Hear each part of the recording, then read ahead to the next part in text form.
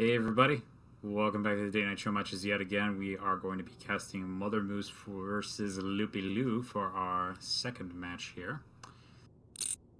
One of them, of course, being a random player. Loopyloo is quite well known for this, being somebody that he's frankly pretty good with all the races. Actually, I would say I don't know if he really has a dominant hand, so to speak, on this, if you know what I mean.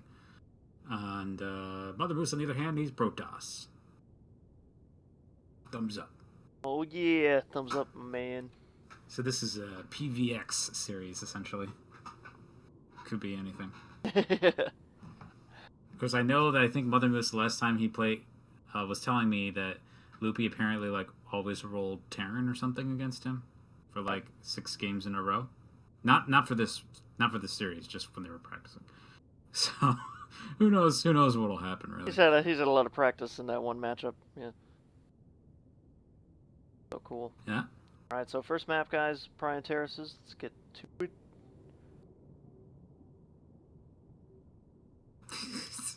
Oh, they were toss. Okay. Cool, Loopyloo. I'm looking forward to seeing what happens to this one. But yeah, they're essentially 2 gold level players. Both of them, I'd say, have the ability to be platinum level players. But some of it just comes down to the amount that they play. And just time, really. Not a big deal, though. So why don't you introduce this one? All right, I'll start us off in the top left-hand corner of Prion Terraces. The yellow Protoss player from Clan DJ. It is MotherMoose. In the bottom right of the map, we have his opponent, very luckily rolling Zerg this game. We have Loopyloo. Now, Zerg, why I say luckily, this is one of the best maps in the game for Zerg. It very, very easy to obtain gold expansion as your third base. Makes fast expanding as a Zerg on this map very, very powerful, because it's much, much harder to punish. You basically need to kill the Zerg. You can't just break a hatchery or kill a few things and back off. They're going to have so much extra money that they'll rebuild really fast. But that said, I would say that might not really come into play until maybe high plat level play in a lot of ways. I mean, obviously anybody below that can have a refined build on this map, but I don't think it's something that you're going to run into as often. So a lot of players will just have too much minerals and really won't be able to utilize it. Yeah, usually the gold base is a knife in your economy. It's like, oh cool, I got all these and now I can't spend properly because I don't have the production to back it up. And then you build the production to back it up and the gold's gone. Yeah. Boop. That's it. So it's kind of a shot in the dark there. It requires a lot of precision, and despite what you might think, I've seen more than a few examples of people grabbing those fast expansions on a few maps from the last map pool, and then say building 6 barracks to try and build out Marines. It takes too long and they die. But that's kind of less the case here because you can actually fit it into your normal build, so it can be interesting to say the least.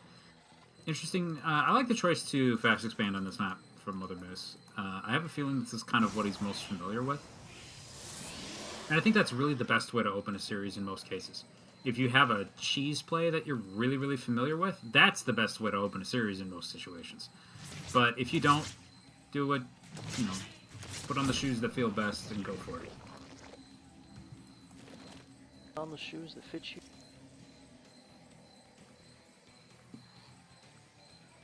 Alright. So what do you think of this map?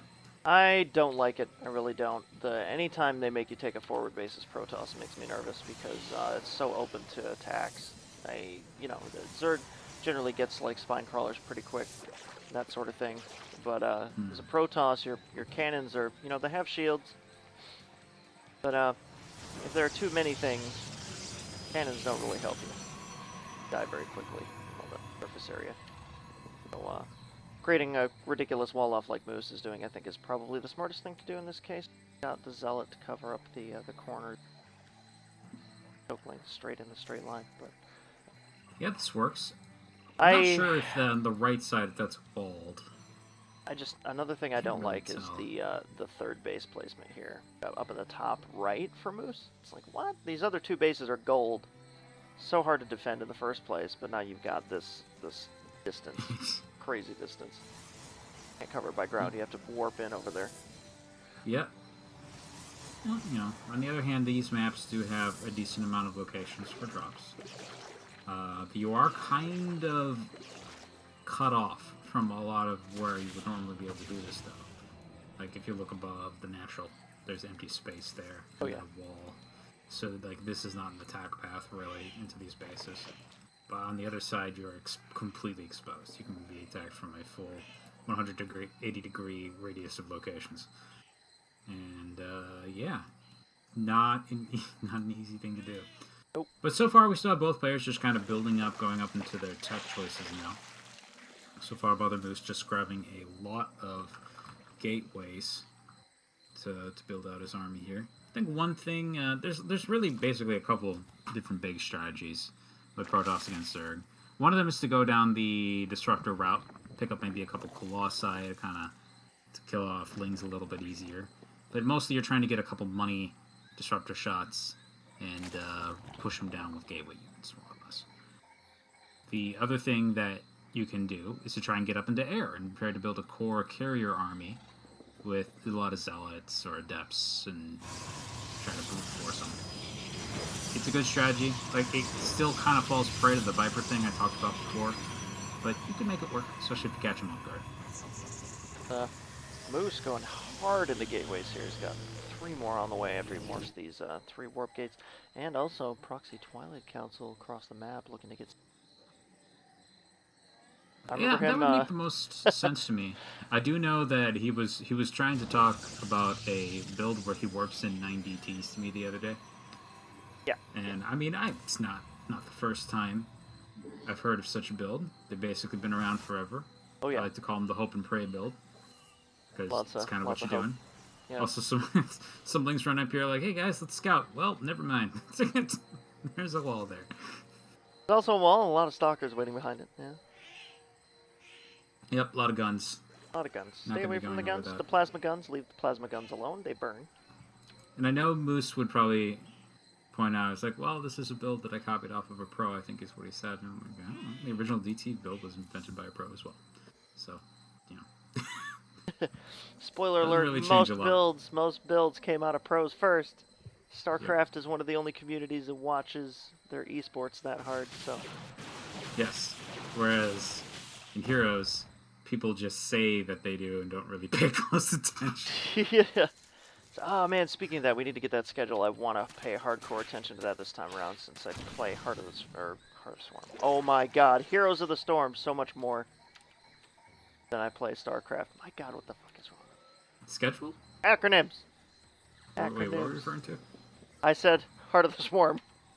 No, I know that part. I just mean like you said schedule or something. Oh, yeah, no, definitely need to look up the schedule because I believe that the championship for the spring is coming up soon. Oh, yeah, for esports. Yeah. Esports. Holy crap! There's 9 DTs. There's a lot of gas here on this side of the map, ladies and gentlemen. He's warping in. This is definitely 9. There's 9 DTs. Yeah. Loopyloo has a ton of excess resources, by the way. Like, he could warp in 11 mutas, basically. If he could warp them in, I would be very impressed and very scared. Yep. Sorry. I would be very, very terrified. Basically, he could have a lot more stuff than he currently does. Unfortunately, he's about to have a lot less stuff. The DTs have started chopping apart the attempt at a 4th over here. They've successfully done so, and now there's simultaneous attacks occurring at the natural and at the main as well. You can see that these DTs, unfortunately, in the main were not really selecting any specific target, and they're now chasing this queen around. He does pick up the natural hatchery, but now detection is on the field. And it looks like Loopyloo's going to clean up all the DTs. Except for this one. Okay, these guys are going to go out to the gold base now. And they've done a pretty good job of doing a number on the forces of Loopyloo here. He's down to 43 workers. From, let's see, how much did he lose? Total 20 workers killed. Killed off 2 bases. His opponent still has a huge resource bank, though. So if he can hold off this attack, he should be able to mount a counter. Currently researching Blink and recall these stalkers here. Roaches are like, back up the ramp. Yeah, this is gonna. I think he might have a pretty hard time holding this off. One of the problems he's experiencing right now is the simple reality that losing that hatchery is actually cutting into his larva a little bit. So it's going to be a little bit difficult to get stuff out. But he does have the Ravagers, and now on the field, and the Ravagers actually do a little bit better against Stalkers because they are not considered armored units, believe it or not, but they do have less health. So there's something of a trade-off there, and of course they do have their shot ability as well. And it looks like he's going to be able to drive this back. Oh, Ravagers doing so much damage here. A couple DTs still working away at this gold hatchery. Just gonna lose it. No, it's not so good.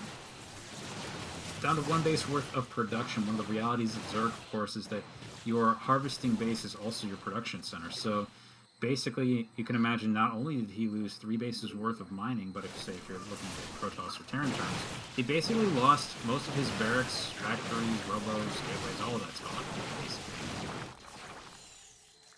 So he has to kill this attack wave. This can't go on much longer. It really does, and Blink is out now, so he can just blink out of these shots, and Ravagers doing what they can here.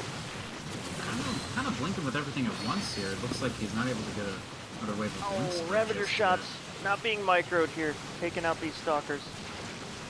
One of the problems here, unfortunately, though, is that you notice he was doing pretty well against this attack wave, but it was turning into kind of an equal trade. And equal trade is really not what Loopyloo wants right now.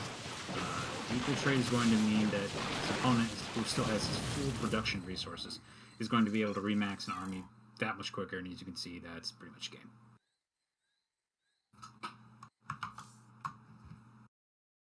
Well done by Loopy.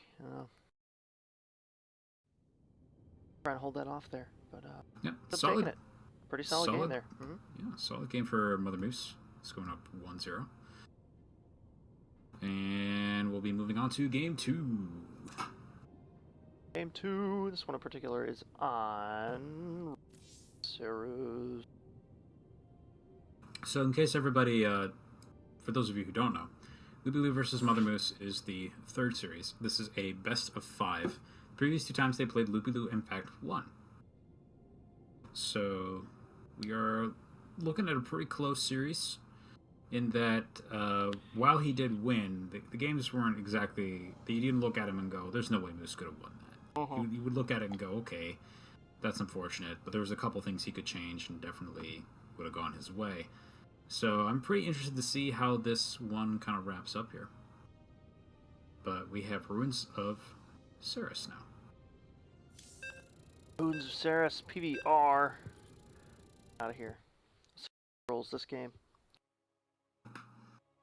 Also, random side note, and they had general chat open and somebody typed, is Euthermal a good player? I've never heard of him. And I'm like, well, he's in like, what, the round of 4 in DreamHack? I think he's pretty good. Yeah, no, I'd say so. I'm missing all DreamHack. I missed it all yesterday. Gonna miss it all today. The struggle is real, my friend. I'm gonna look up a lot of the VODs for that. It's just Protoss games in particular. Need to learn. Anyway, the other side of the map, that is the bottom left side of the map, which we haven't stated a side of the map, so saying other doesn't help you. It's unfortunate. But anyway, on this side we have our yellow Protoss player. It is DJ Clan's MotherMoose. And his opponent spawning in the bottom right-hand corner of the map. Spawning is Terran this game. It is Loopyloo. Both in the same clan, I just noticed. I didn't actually really think about that. That's cool. I've heard that they practice together a lot. And AJ. Yeah, there were whispers of that. They'd already played several times prior. It's always good to see 2 seasoned practice partners work together, because those mind games come into play. Yeah, practice with this guy. He always builds this. How can I mess him up? Okay. So we're looking at a fast expand by MotherMoose here. He's actually going Nexus first. Pretty unusual build, but not one that is impossible to find out there. And you're gonna see him, like, a lot of times, for example, you'll see people throw up, like, say, the gateway, and then the assimilator, just not put anybody in gas, and then get the Nexus. But the benefit of this, obviously, is that it enables you to get up to a 2-base economy very quickly if you want to do any kind of rush timing moves. But the downside, of course, is that if your opponent just builds 5 or 4 barracks and just makes Marines, you die. You really will die. I had it happen to me, even. Loopy's gonna find that this is indeed Nick.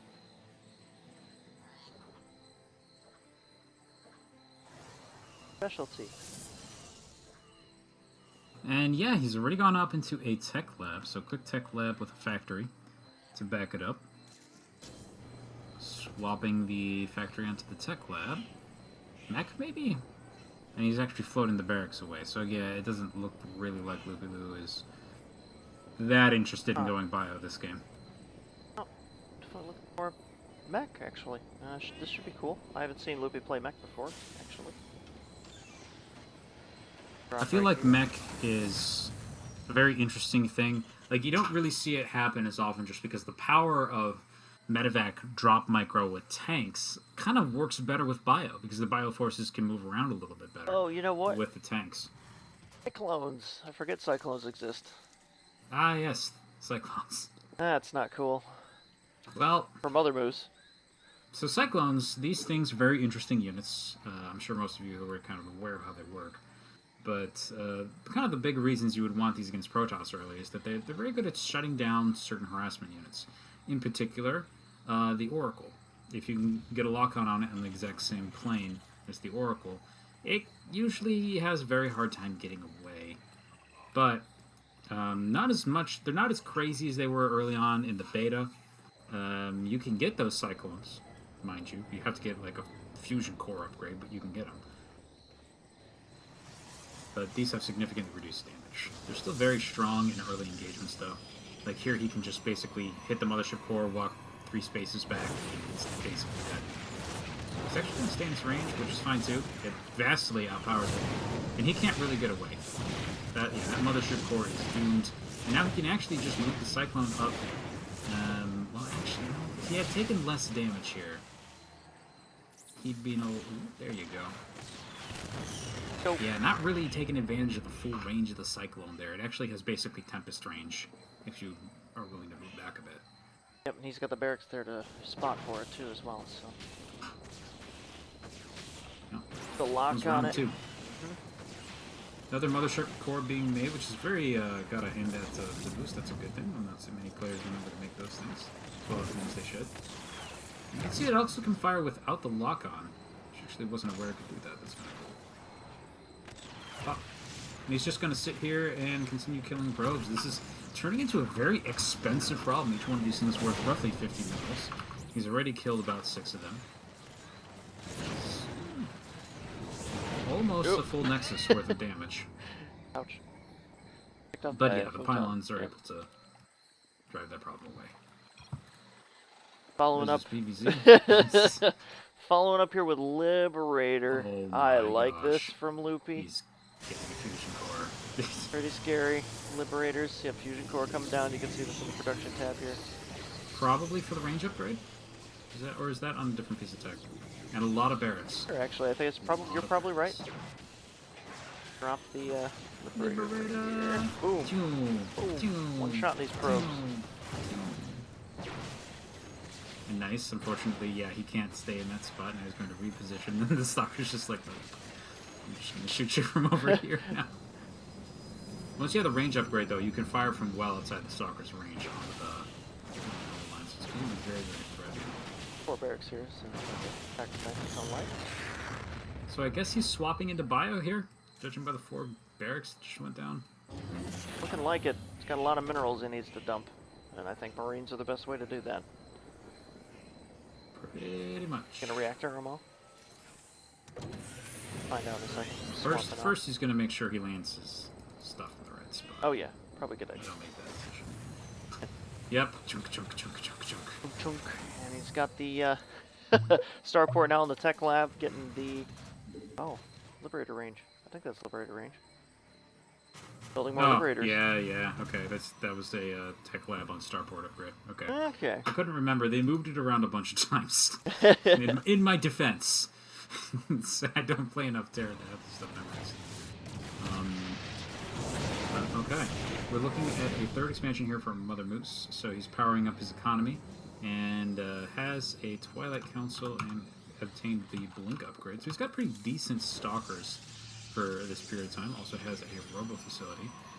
Looking at this kind of then as mid-tier tech. Hasn't really decided where he wants to go for the end game just yet.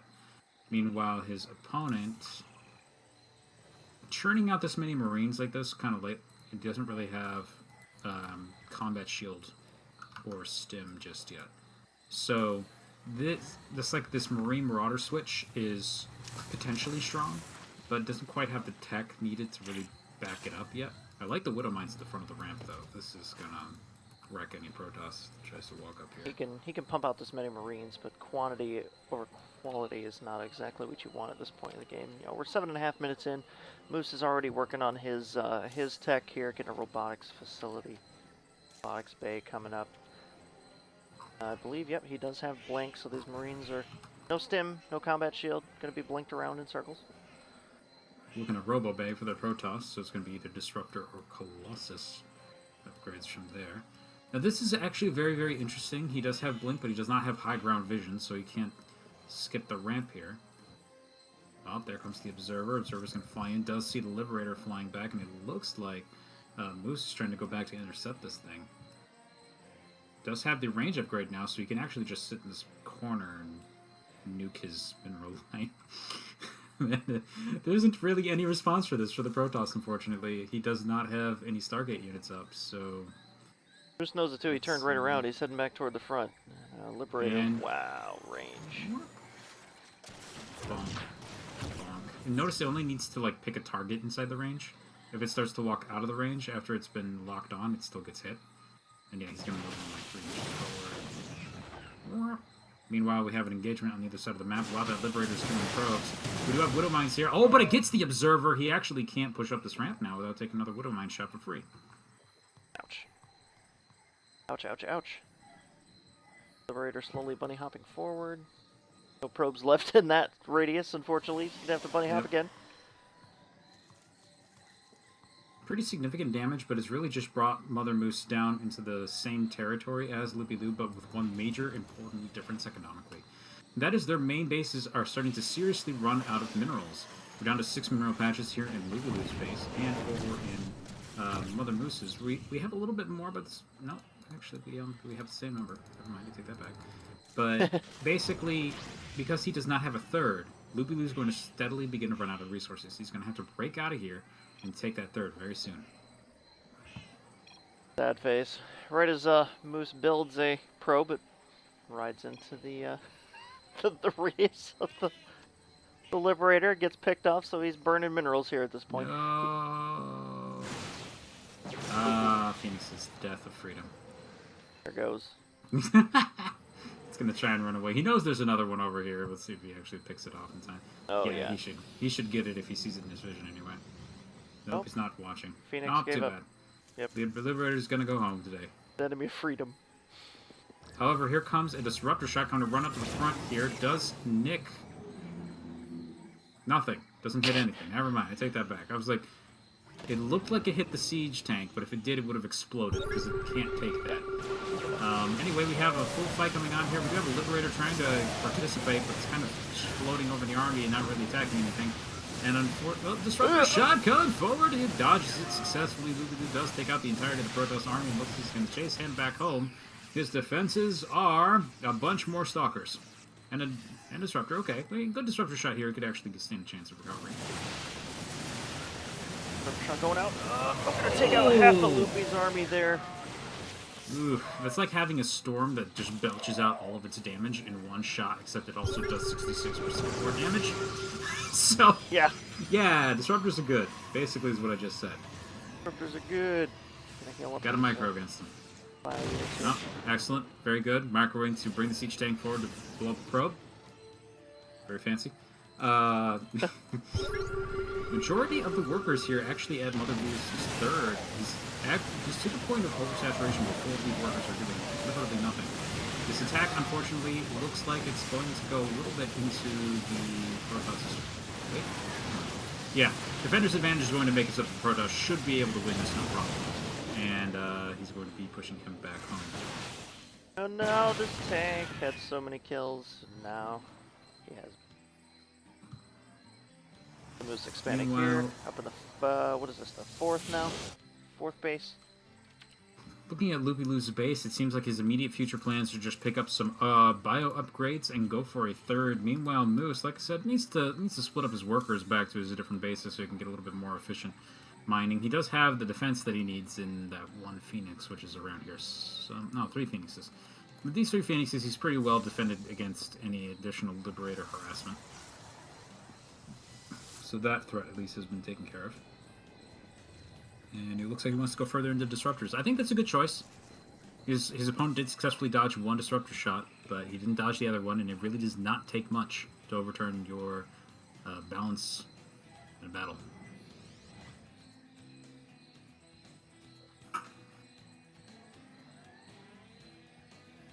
Where would you go from here in the Protoss' position?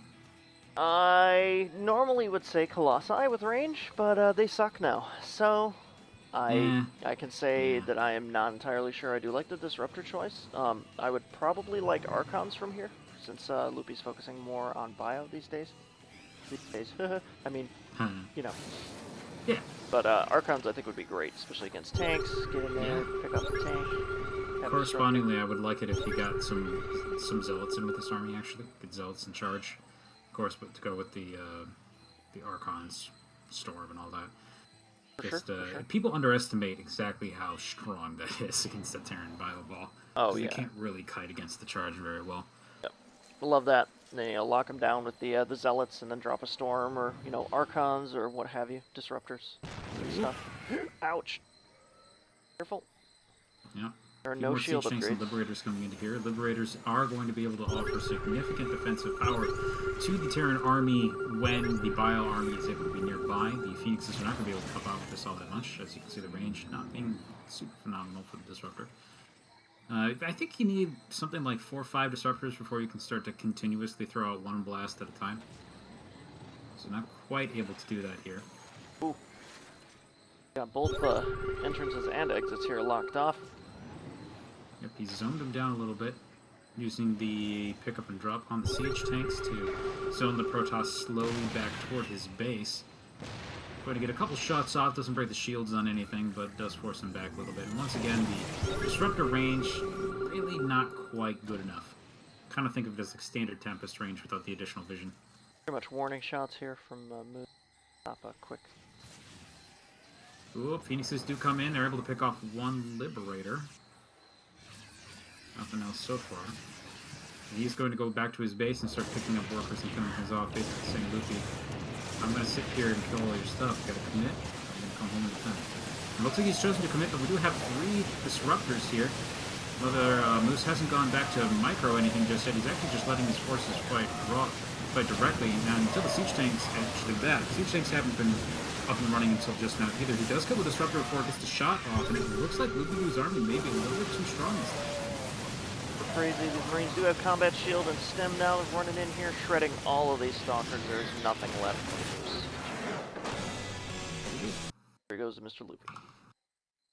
So I think he did. I think the Protoss did have an opportunity there, actually, to kill that defending force. If he had been a little bit quicker on the ball, getting back, throwing out a couple Disruptor shots, while Loopy was still distracted with back at his home base.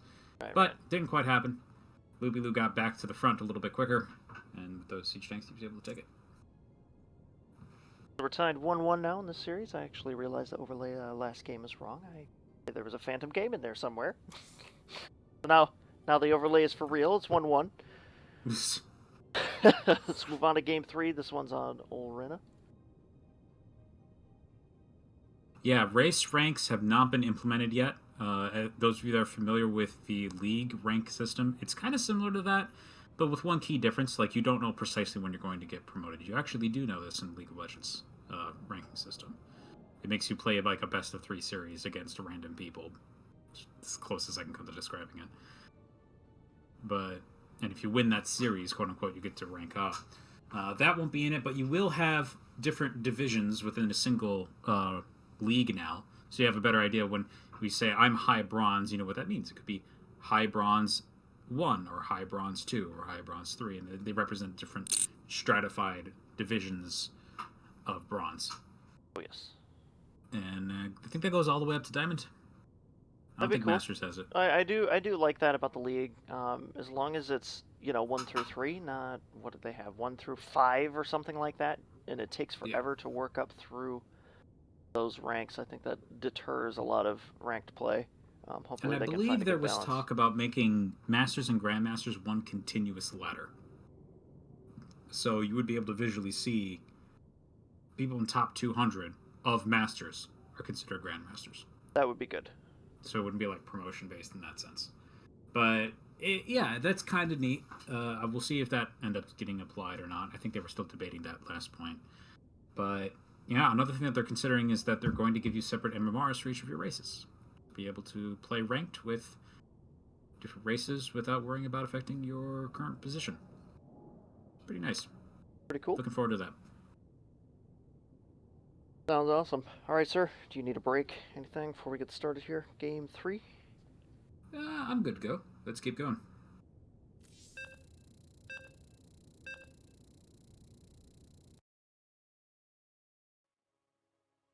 Alrena, the backwards scrap station of our era. Yep. Sideways scrap station. The sideways man holding his arms up in the air. Like, woo! Yep. Woo, buddy! Perhaps he just chucked a boulder. That's what a little rock up in the middle is. Chucked a boulder. Yep. Anyway, we have in the top part of Olrena a yellow Protoss player whose name is still MotherMoose. And his opponent in the bottom left-hand corner of Olrena, the orange Zerg player. It is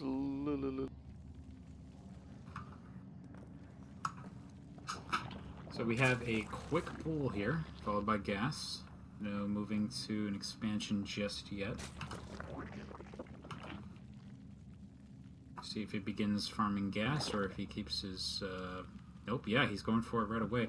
It looks to me like we're seeing a little bit of a repeat of the game we saw between Kaysura and Fade. what I'm thinking. Yep, Moose went Nexus first. And, there's going to be quick link speed here for Loopy, so he's going to get this Overlord over here. He's going to be very, very, very... Yep, he does see the Nexus coming down. There's a pylon up as well. He's still quite a ways away from having photon overcharge defense with a mothership core. We should have these lings beginning to pop out soon. He's still building just drones. So I'm wondering if... Yeah, there's ling speed. Now here come the lings, okay. Moose hasn't really scouted the gas timings by the look of it. He saw that the gas was there, and now Queen's out. Okay. Queen's just kind of gotten itself in range. You can see there's a really nice move that the Queen actually... that Luby just did with that Queen right there. Any of you who are playing a lot of Heroes of the Storm. It's actually a thing that you can emulate in that game, which is he moved close to the target and then stutter-stepped after he started shooting. This gives you extra shots. You can do this really, really well with Raynor. Oh, yes. Okay, Loopy's gonna get fancy. And he's feigning a ling attack while expanding to the gold on the other side of the map. Did he do this in the previous game? Not sure. It's possible. Oh, it's also possible that he just did this when we were doing one of our practice sessions.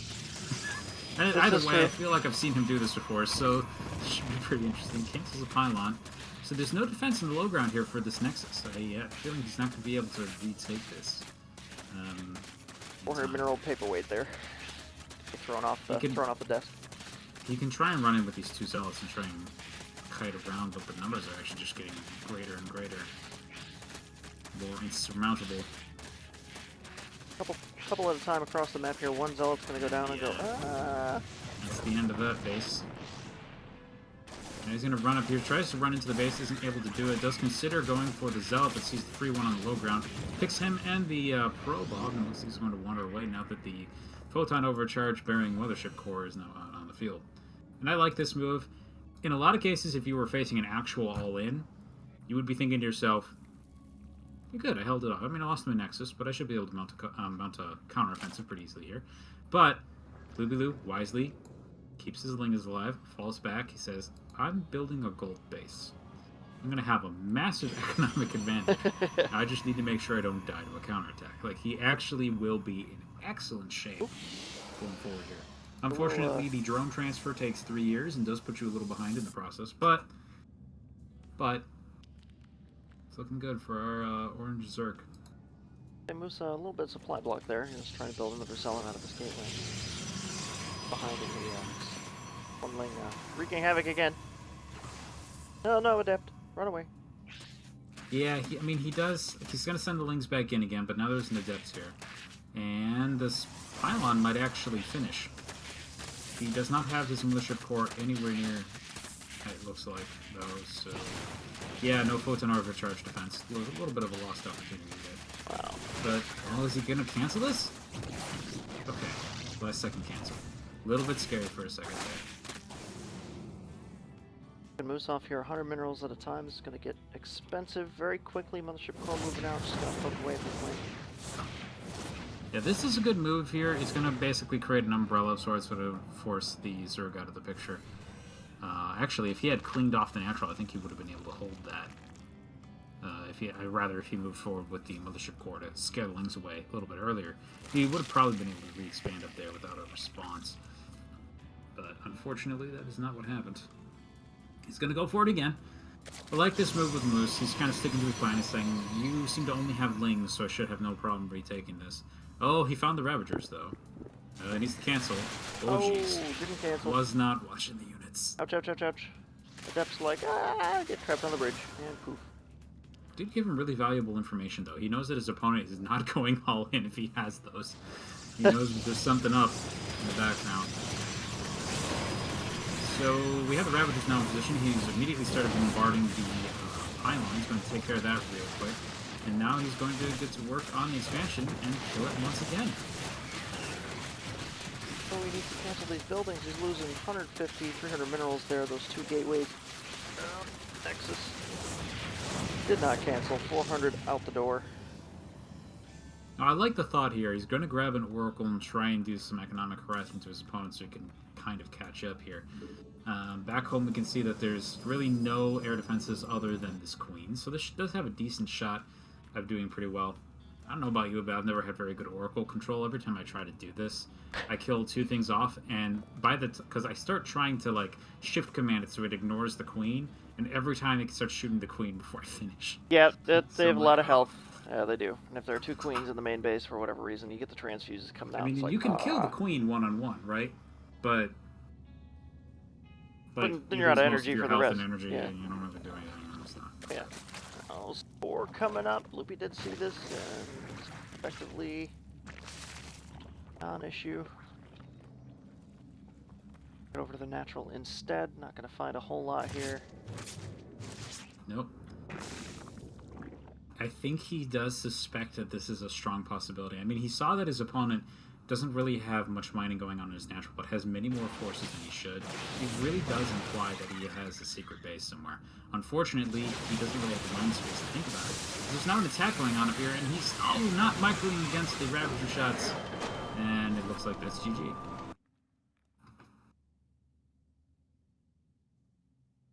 I wonder if he actually figured out if there was a base there. I don't know. He might have. That's a good, He might have. good question for him. I mean, he might have thought of it, but Bert, time converter lied to me. No case. Sorry, buddy. Yeah, I got it. Did you put an EDT or EST? Because if you did, that's probably what happened.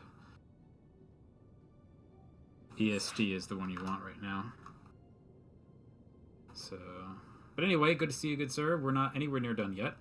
We have 2 more games for this series, and then 1 more series left. You did miss your game, though. Yeah. Good job, Case. Late to your own game. Yeah, some good job inside game. You know, very well done. Wow. Yeah, it was cut and dry right there. So. All right, so Dusk Towers coming up next here for game 4. Yeah, game 4. Game 4 for between these guys. Loopy's up 2-1.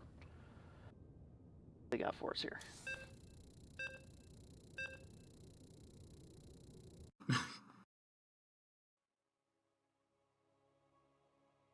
I said PST? Oh no, did I do that? Uh-oh. Archon, scroll. Oh, yeah, I did. Ugh. That means it's wrong on the actual schedule on the post as well.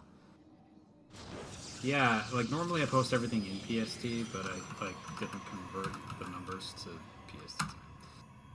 My bad. It's correct now. It did not lie to you. I just did it wrong. Anyway, in the bottom part of the map here on Dusk Towers, we have our yellow Protoss player. It is MotherMoose. And his opponent's spawning the top, I guess the right-hand corner of the map. It is the orange Terran player, Loopyloo. And AJ. Terran again.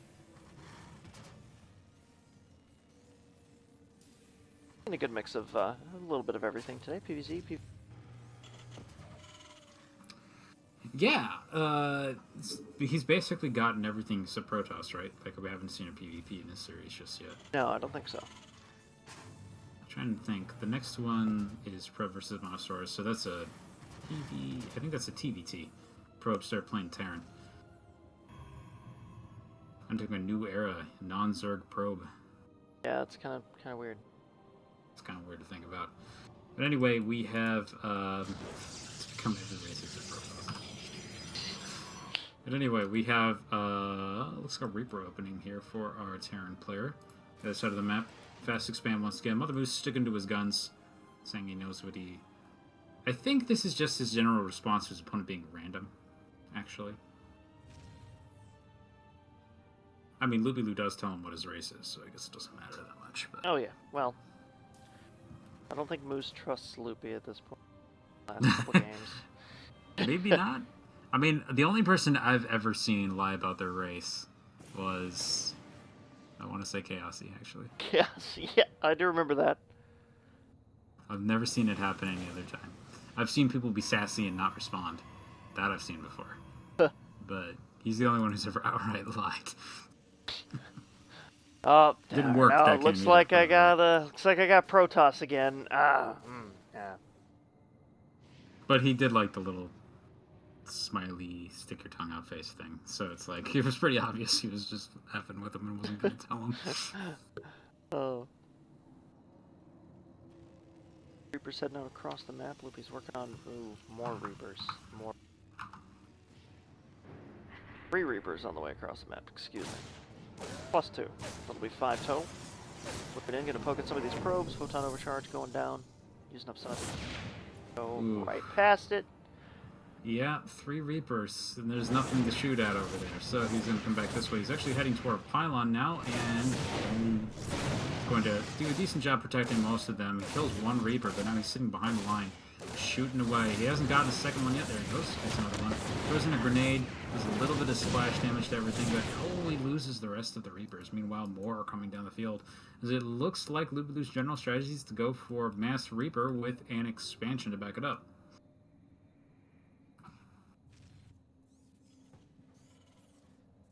Dropping another factory. I can't believe I played this game for so long without the damaged health bars thing. Sorry, it's so much nicer. If I would have known, I would have let you know sooner. But yeah, no, it's awesome. You only see the ones that actually have any information. Yeah, I mean, I get a little thrown whenever I see an energy bar, but I'm getting used to it. Yeah. But it's so nice, so nice. Good. I think that was something they added with Heart of the Swarm. Yes, it was Heart of the Swarm. Yeah, no, it was definitely not in Wings. That was only hidden health bars. You had to hold Alt to see everything. Okay, that's kind of amazing to me because like people would complain about one or the other, but no one ever said why don't you put on damage. I think a lot of the viewers didn't know that was a thing. Nope. Either, which is surprising to me. Yep. Don't need one or the other because it is both. Got a probe on a coffee break over here. Oh. Never a big fan of that. Chilling. Alright, man. The Union. I could work. Yeah. So many minerals before I'm yep. That Union worker that they're gonna throw off the side there. Throw over. He's the guy who they're gonna fire. Not because he's in a union, but. And then he'll be fired for about a week, and then the union will bring him back because union protection workers and things like that. So he's gonna come back and just get back on his cut. No, I mean everyone else in the union is still working, so he's actually building resentment. Oh, there he goes, back to work. Okay, we're being a little unnecessarily silly. We have siege tanks coming out here, and it looks like stim upgrades popping up. So this is pretty much standard bio, moving up into medevacs / liberators as well. Yep, Moose pushing back into Blink, getting the robotics bay as well. Robotics facility coming out, getting an observer here for because of shenanigans. He's going into buyout pretty quick this time. I mean, it worked well for him last game, so delaying the transition, I think, doesn't make a ton of sense here. He also keeps him on his toes. You notice a lot of what he's doing. He throws an attack at MotherMoose, and he makes him nervous. And then he just expands. He just does other stuff.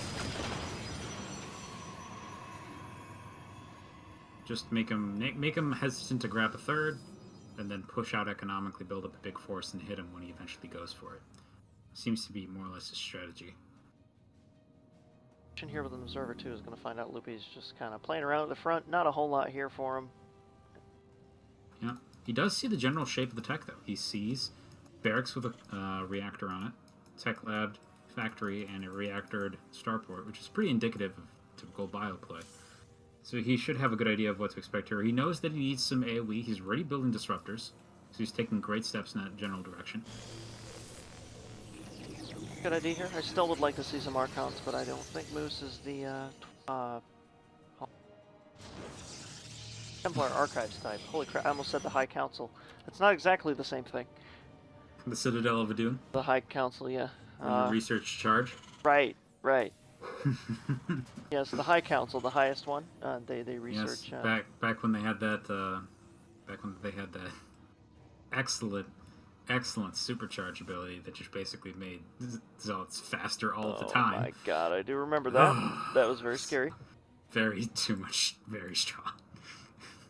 Like, there's a clear reason why that isn't in StarCraft 2. Just because the game is so much faster that your ability to respond to these like super fast martial artist dudes with laser blades strapped to their wrists is like so much worse. It kind of makes sense that they didn't put it in. Plus, what a lot of people don't know is actually like Terran Bio and Brood War is pretty much useless. Like you just couldn't really do it in pro play. Yeah, it was kind of neat. Yeah, I do like seeing. Partly a response to that, I bet. Brood War these days is really interesting to go back and look. It's so different. It takes a long time to kind of like realize what the players are doing, but once you understand it, it's so action-packed. Yeah. Constant for 45 minutes. 45 minutes. That's crazy. That's crazy to think about. Yeah, it's intense. Pull the trigger here, moving his army forward. These Reapers are still. Thing just yet, but he's working up on his third base here. Lost a bunch of mules and building up this wall. Gonna need it. Looks like. Do disruptor shots pass through supply depots? Disruptor shots, yeah, I believe they pass through buildings, I'm pretty sure. They have kind of the similar. I can't 100% remember. I think they do. Hope for Loopy's sake that they definitely stop disruptor shots because he's gonna have a huge problem here. I'm pretty sure they do go through it. They're a little bit different. Like, they have similar properties to the phase from an Adept, but I don't think anything stops it, actually. At all. Trying to think if something does. I don't know. We'll find out in a second here. Even if it doesn't, he can actually just distance bombard the supply depots for like a round or two. Yeah, he could. There. It doesn't really stop anything, does it? Either way. Some damage. This seems like a very strange choice defensively. It's not like he has a lot of zealots. He really can just shoot this. Yeah, he definitely can. I mean, he does have siege tanks, so if he did move a medevac out here to get a little bit extra range, that would really be a problem for Moose. But Moose has blink, so I mean he can blink on top of them, away from them, whatever he decides. And he's also expanding here. He's got 4 bases. Loopy mined out almost on his main base, so he's effectively mining 2 bases. There's 56 supply right there. Loopy all on the front line. Couple disruptor shots. Boof. Yeah, he can like supply block him for days if he wants. I don't think that's gonna. Yeah, there it goes. No, you know what? that wasn't conclusive information. It just ran out right. Ran out right at the end, yeah. Well, these supply depots are going to burn. Loopy's going to lose a little bit of a cap on his supply. Going to want to repair those. And yeah, here comes the next wave. He's just going to do this over and over again. Oh, this tank is coming down. So perfect. Okay, tank's coming out here. Stalkers are like, yes, good. See, we have blink. You should try that. Can't go down getting these tanks some extra range. Going to pelt a few of these stalkers. Not going to lose anything. A lot of stuff here. He's getting Colossi. These are normal Colossi. I haven't seen these in a while. I have the digital deluxe edition, so I have like the super awesome white orange ones. Oh yeah. Sweet bacon. So Stargate coming down. Boy, carriers? We seeing carriers? Is that what we're seeing? I think so.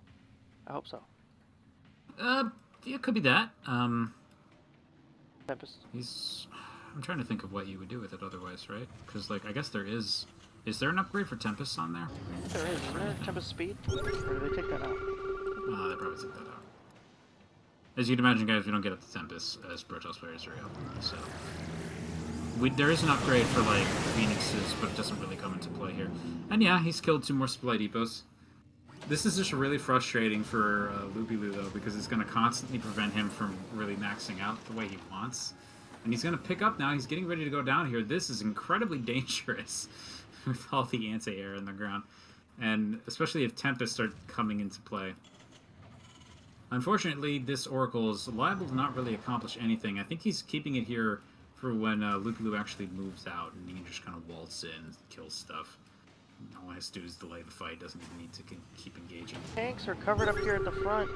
See, he's baiting the stalkers in. That's what he's doing. Waiting for the stalkers to come in. He's going to drop them all at once.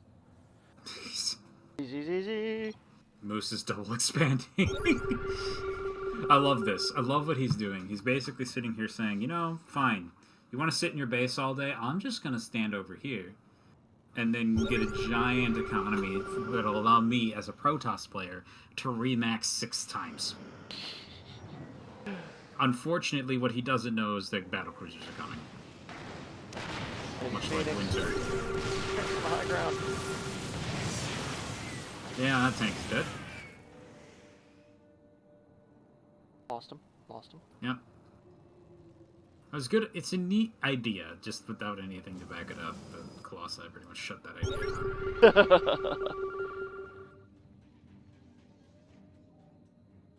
down.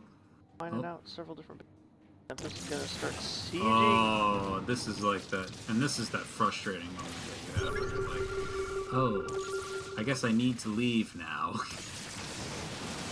There we So go. one Tempest brings out the entirety of the Terran force. We don't have any disruptor shots going down just yet. It looks like they're being blocked from being in range by the Stalkers. There they go. Here comes the disruptor shots coming in kind of late in the game here. They do take out most of the bio. And now the Stalkers are going to be able to move in and just walk right on top of the tanks. Oh, blows up one of his own. So there's a few siege tanks in the back line that are going to help kind of thin this out. Production is still in play as well for Loopyloo, but it's going to be entirely in battlecruisers, which there isn't really a ton of anti-air. There's enough, though. You should be able to deal with this unless he ends up with a lot of SCVs repairing the battlecruisers. Actually, could be a little bit of a problem. Here comes the news. Back up battlecruisers. He's going to go in with some repair already there. He's going to move in. Moose isn't really building anything on the back of this. It's kind of the only thing that is going to keep Loopyloo in this game. Here comes all the SCVs going straight under there. We do have a Colossus that has nothing else to do, so it's actually just going to start shooting at the SCVs, which are all repairing each other instead of the battlecruiser. And for the most part, it looks... Yeah, there he goes. One disruptor shot. There goes pretty much all the repair. And that is the end of that. We're tied up 2-2 now. Moose taking that game. Wow, yeah. Really well there. Had a lot of Protoss. Game 5! Whew. Good series so far. 5-5, Really like this yeah. one. No, very even, very even. Like it. Fire.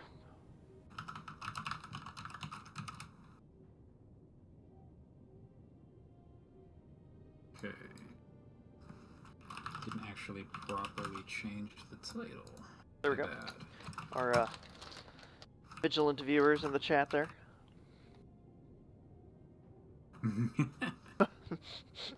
Keeping us in line.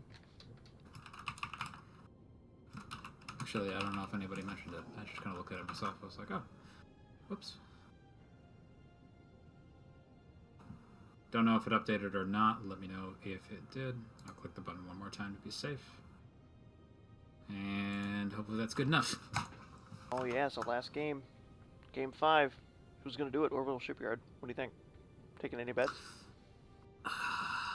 You know, this is kind of a tough one. I think it comes down a little bit to what Loopyloo actually rolls in terms of his race. Watch this be the Moose, PvP. I feel like Moose's background macro is a little more solid than Loopy's at times. But Loopy just has such an array of attacks at his disposal that if he gets the right race, in particular Zerg, I think it brings up his macro so that they're a little bit more even. Okay, and then that fun. like extra added experience of having played everything seems to really work out in his favor. But we haven't seen him play Protoss either, so I have literally no idea what will happen if he rolls that. Like, this is a tough one to call. I don't know. I think I'm with you. Yeah, it depends on what he gets. I mean, if Zerg, it could be a quick game. I know MotherMoose has been going Nexus first and stuff like that. Yeah. So. He has a definite vulnerability there. I actually would not blame Loopy for cheesing him regardless of the race he gets. Yeah. Probably would work. I don't think Moose will go Nexus first against another Protoss, though.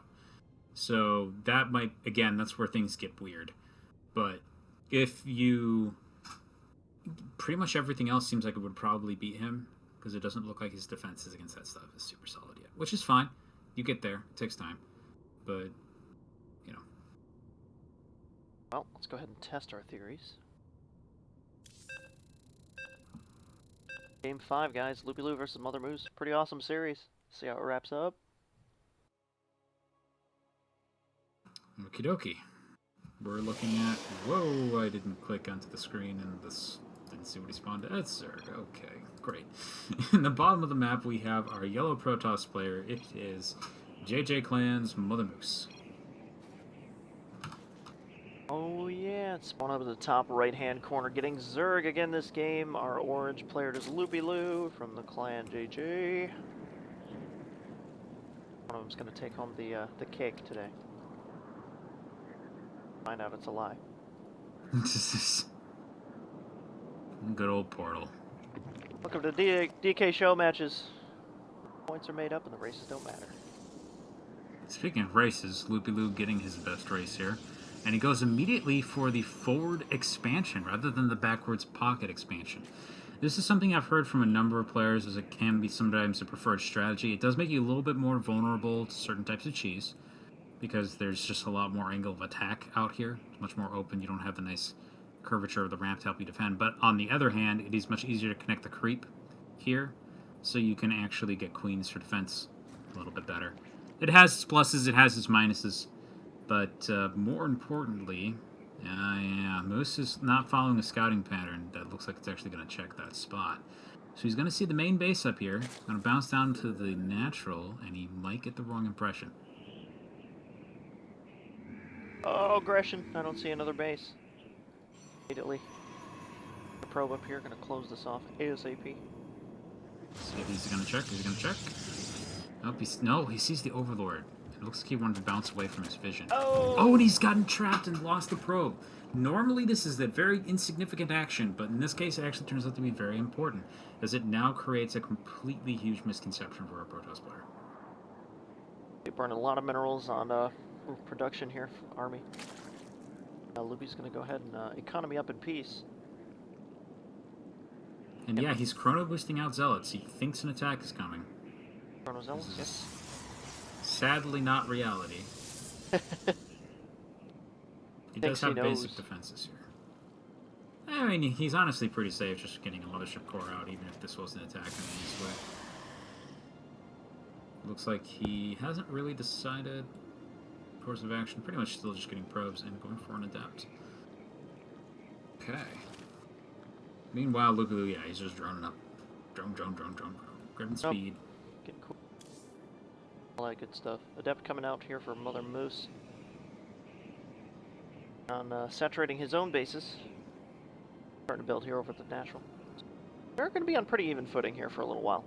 Speed coming out for Loopy. This is an interesting situation. We are... Honestly, this could become kind of a weird one because in a lot of ways, Moose has taken the route that will allow him to deal with the fact that his opponent fast expanded the best. Really, where this could become an issue is if he doesn't recognize that his opponent is going up the 3 bases by grabbing that back end natural. So he may end up sitting on 2 bases for too long. But that kind of, I mean, otherwise he did exactly what he technically needed to do. His economy is actually a little better than the Zerg's as a result. Got the Mothership Core at the front too, it's going to change a lot of his defense here. Go up and go, nope. Goodbye. Going home.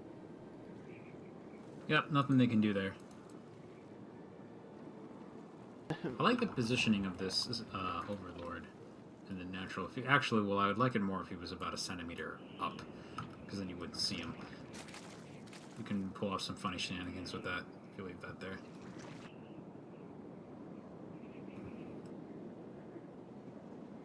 Looks slow at the moment. Loopy's getting that creep spread going. Overlord away, which has speed. Overlord speed.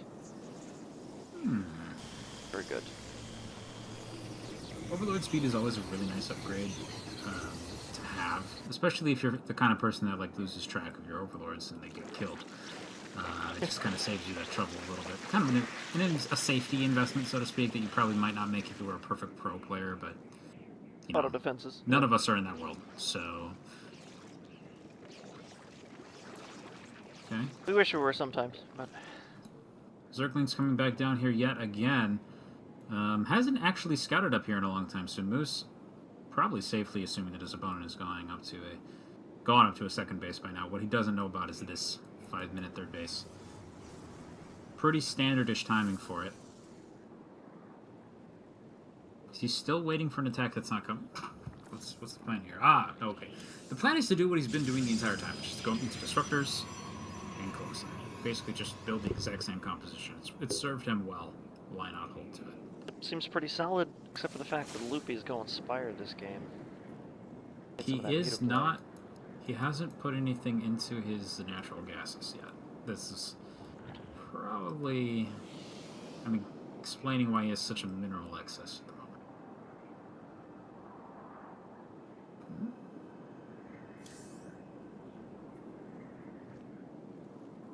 Wonder what's happening here. So we got +1 coming out for Moose. Just working up his stalkers here. He's gonna file them out.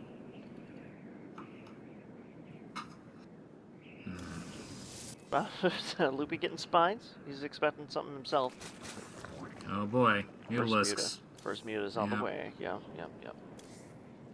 Okay. Not dangerous one at a moving time. Out for a third. Technically still has an economic advantage. He does have a lot of excess minerals. Wouldn't mind seeing some zealots pumped out. He has a lot of idle production at the moment. Some of that is just the supply block, but he's going to fix that in just a second here. Yeah, here we go.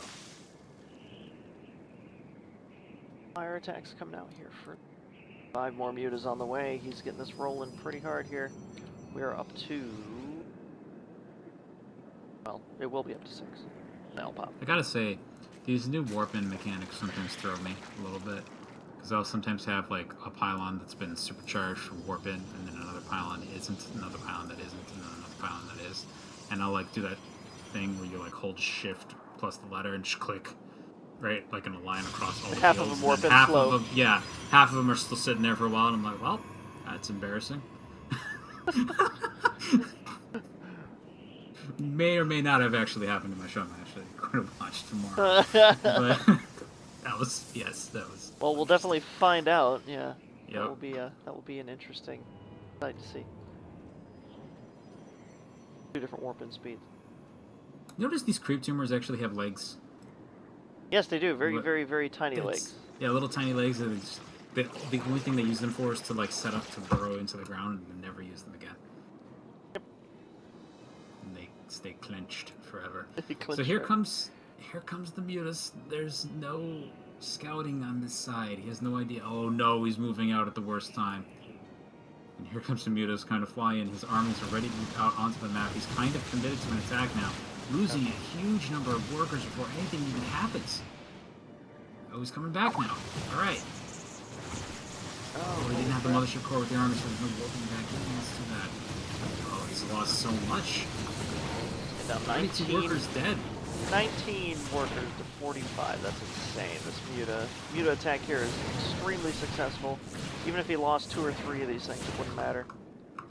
Unfortunately for a Protoss player, he's been reduced down to a 1 base economy in terms of the workers that he now has. He pretty much has no choice, since he didn't really do much damage to his opponent's army. He kind of needs to attack now.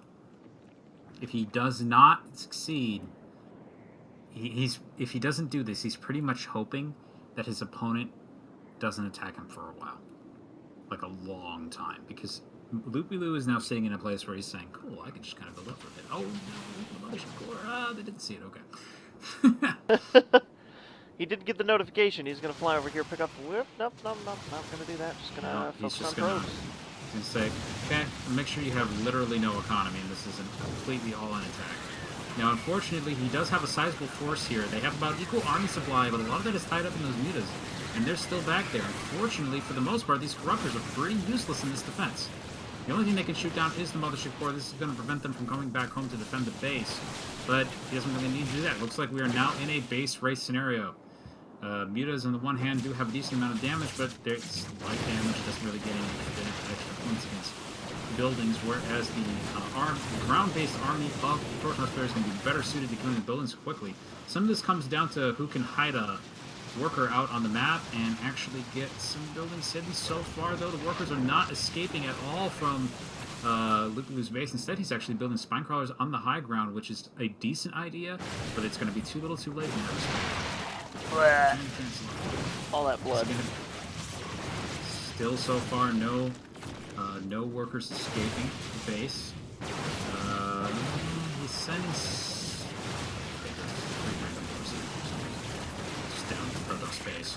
They're going to look around a little bit, and again, there isn't really much here for the Zerg. He does have these Mutas that turning. Oh, the Corruptors are turning into Broodlords. That's a good idea. That might actually work. The Mutas are still breaking stuff back home, succeeding in this endeavor. They killed almost all the next side except for one. He needs to kill these workers. Oh no! He's sneaking them away. Drone's getting out of here. There's plenty of minerals here for another hatchery. Okay, the problem with... Yeah, he doesn't have Blink. This is going to be really difficult to kill these Broodlords. This is an excellent switch from Loopyloo. But, yeah, his stuff has not been rebuilt just yet. He needs to tell these drones to build something real quick here. He's going to be running into trouble. Okay, here come the Broodlords. Immediately going after the Disruptor. The Disruptor's taking a lot of damage and dies without contest. Now the rest of the army is in play here, but it looks like he's actually trying to focus on the buildings. He's not really dealing with the Broodlings, and is he going to have enough? He's going to kill these off so far. However, there is an assimilator and a dying spore crawler on the low ground, and I don't think he's going to be able to get out of here, so it looks like Loopyloo is going to win this. Oh my god. Stalker's surrounded, can't blank out of here. The Broodlings are going to chew them apart, and there's not going to be anything left here for Moose. No workers, 4 army supply, 2 army supply. Well, there's one Stalker. It's shooting the final assimilator. I don't think there's any other buildings anywhere else. Loopyloo can build a hatchery. He did. No, he's fine. Fly to the Broodlords here. Yep, and that's it, folks. It looks like this series will be taken 3-2 by our Zerg player. I made this build up now to beat your Disruptor love, he says. Oh, man. Well, there we are. So we have it. All the next are gone. No probes for Mr. MotherMoose. Not enough minerals to do anything with anyway, unfortunately. Yeah, now we're just waiting. Like Loopy taking the best of 5 here. 3-2, very even series, really great, actually. So it takes about 6 broodlords to get to that state, at least. If he had Blink, he might have been able to jump over and just kind of shoot the broodlords down. If that happened, the game probably would have gone in Protoss' favor. Right, At the same time, you know, if he had killed the Assimilator and the Spore on the low grounds, there's also the workers that got away. Yeah, and the hatcheries. Moose wanted to make sure that we could see his swearing. He dodges the swear filter by putting spaces in his lives. Hey, ticket, you're dead? F. Little bit, maybe a little angry. I building away, he says. I building away. Oh no! Channeling his inner Terran. Well played by those two players. Very even match. I loved it, actually. Very good. Both players playing real well. A little mix-up of all of the, not all of the matchups, but you know, had a good chunk with Protoss in there. Yeah, it was a very solid match overall. Again, we didn't get to see Loopyloo play Protoss at all, so I guess he rolled Protoss 6 times in a row, and now he didn't roll Protoss 6 times in a row, basically. So it works out. Cool. I think we should take another quick break here. We got one more series for you guys today. Probe versus Monosaurus. Best of 3, I believe. Yep. How that goes. So, get back to you in a bit.